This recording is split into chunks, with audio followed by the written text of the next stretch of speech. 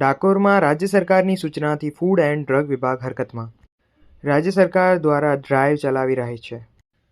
જ્યાં ધર્મસ્થાનો હોય ત્યાં પ્રજાના સેફટીના ભાગરૂપે ખરીદી કરતા યાત્રિકો કે જમવા માટે આવતા યાત્રિકોને ખોરાક ખાવાથી ફૂડ પોઈઝન થાય તેમ સુખાકારીના ભાગરૂપે આજે ચેકિંગ હાથ ધરાયું.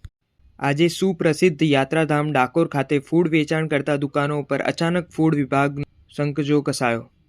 મામલતદાર, ચીફ ઓફિસર તેમજ અન્ય ફૂડ વિભાગોના કર્મચારીઓ દ્વારા ચુસ્ત પોલીસ બંદોબસ્ત રાખીને મંદિર પરિસર નજીક મગસનું વેચાણ તેમજ અન્ય ખાવાની ચીજો વસ્તુઓનું વેચાણ કરતા વેપારીઓનું ફૂડ ચેકિંગ હાથ ધરાયું, જેમાં 8 જેટલા વેપારીઓને ₹200 લેખે દંડ ફરાવ્યો. આજે ટીમ વર્ક સાથે નીકળ્યા છો, શેના માટે નીકળ્યા છો?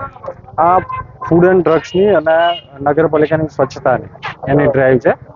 એમાં જે ખાણીપીણીની હોટલો છે સ્વચ્છતા બાબતે ચેકિંગ કરીને જે યોગ્ય જણાય ત્યાં દંડની કાર્યવાહી કરવામાં આવે. આમ કેટલા વિસ્તારોમાં ચેકિંગ કર્યું? ડાકોર મંદિરની આસપાસનો વિસ્તાર. અને કેટલાનો દંડ થયો હશે? એ હવે ચોક્કસ મારી પાસે વિગત નથી. નગરપાલિકાની ટીમ અલગથી